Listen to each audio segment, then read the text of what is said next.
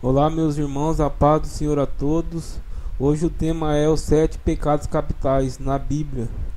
Mas antes de começar a bênção, já deixa sua curtida, se inscreve, habilita o sininho, comenta para não perder a bênção, amém? Quem nunca ouviu falar sobre os 7 pecados capitais? Existem livros, filmes e seriados que se baseiam nessa lista de pecados mortais. Apesar de muito popular na cultura cristã, os 7 pecados capitais não estão na Bíblia. Na verdade, essa listagem foi criada pela Igreja Católica na Antiguidade, como uma forma de explicar o que era pecado e suas consequências.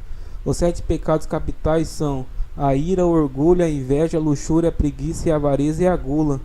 Pecado capital significa algo como grande pecado ou pecado superior. Segundo a Bíblia, todo pecado, seja o grande ou pequeno aos nossos olhos, tem as mesmas consequências: o afastamento da presença de Deus e a morte. Por isso devemos evitar todo tipo de pecado. Embora a listagem não esteja integralmente nas Escrituras, ela tem fundamentação bíblica. Vamos ver alguns versículos que nos ajudarão a entender o que conhecemos como os 7 pecados capitais. O primeiro pecado é a ira. Em Salmo 37, verso 8, diz: evite a ira, rejeite a fúria. Não se irrite, isso só leva ao mal. Todos nós ficamos zangados, mas o que a Bíblia condena é quando a ira fica fora de controle. Não é bom agir com ira, precisamos aprender a controlar a ira, para não infectar o coração e se tornar um ódio, levantando as ações ruins. O segundo pecado capital é o orgulho. Em Provérbios capítulo 29, verso 23 diz: o orgulho do homem humilha, mas o de espírito humilde obtém honra.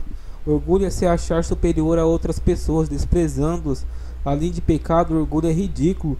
Todos somos igualmente amados por Deus e cada pessoa é especial.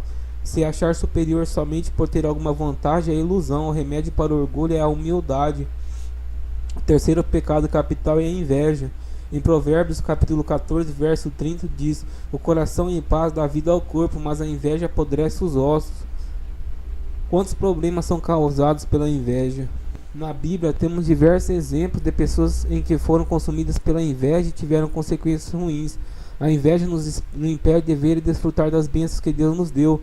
O resultado é insatisfação constante e ingratidão. O quarto pecado capital é a luxúria. Em Efésios capítulo 5, verso 3 diz: entre vocês não deve haver nem sequer menção de imoralidade sexual, como também de nenhuma espécie de impureza e de cobiça, pois essas coisas não são próprias para os santos. A luxúria é falta de controle sobre os desejos carnais, principalmente sexuais, caindo em todo tipo de excesso. A luxúria destrói o corpo e distorce os pensamentos. Toda imoralidade sexual começa na mente. É o primeiro lugar que devemos vigiar contra a luxúria.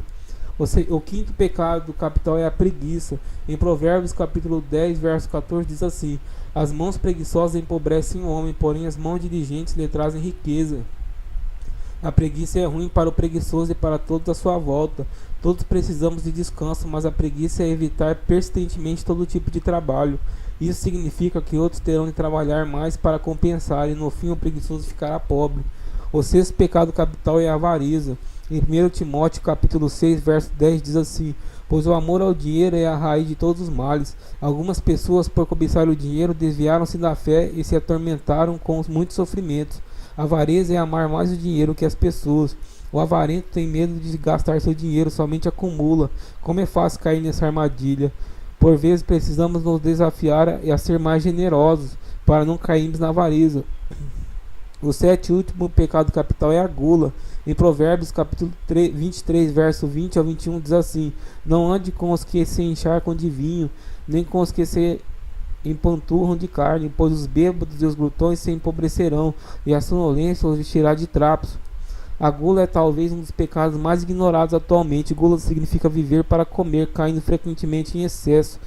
Os resultados para a saúde são óbvios, mas a gula também afeta nossas finanças e nossa capacidade para fazer um bom trabalho. Um pouco de moderação a comer é sempre sensato. Glória a Deus.